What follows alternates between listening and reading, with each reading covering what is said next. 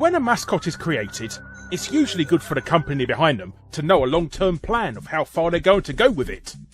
Is it going to be just for a couple of games? Or more? Maybe there could be more than that. You could end up like Earthworm Jim and get your own TV show. Not many video game characters did that. Well, not that made it past the pilot anyway. But one that could have had a chance was Captain Blasto, star of his very own 1998 imaginatively titled PlayStation game, Blasto. Good luck, and remember, Uranus is on the line. So what else is new? The game itself had a tough time in development, with David Poe, the initial producer, unexpectedly passing away at the start of the project.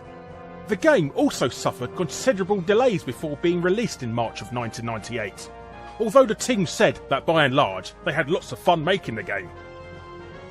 The end result wasn't very acclaimed. Most people who reviewed it at the time said it was way too hard and frustrating for its own good. However, they also said that the game was worth playing purely for Captain Blasto alone, a classic, wisecracking and very funny superhero voiced by the star of The Simpsons, Saturday Night Live and news radio comedian Phil Hartman. I'm so good. Hartman had his own creative and personal input into the game, and was by all accounts a great person to work with. Ouch, I'd say mankind is up crap creek without a spooge hammer, and now I've got to clean it up. Sony even put a great deal into Blasto, positioning it as a potential new franchise with several new games, merchandise, and Phil Hartman at the centre of it. Despite the lukewarm reception given to the first game, there was already plans for the sequel. However, on May 28, 1998, those plans will be stopped in their tracks.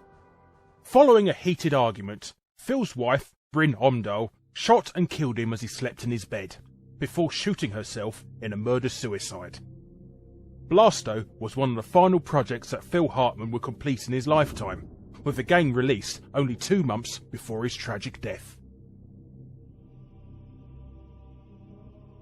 Designer Jay Beard called Phil Hartman the life and soul of Blasto, so without Hartman at the helm, nobody saw any point in continuing, so the sequel was quietly cancelled.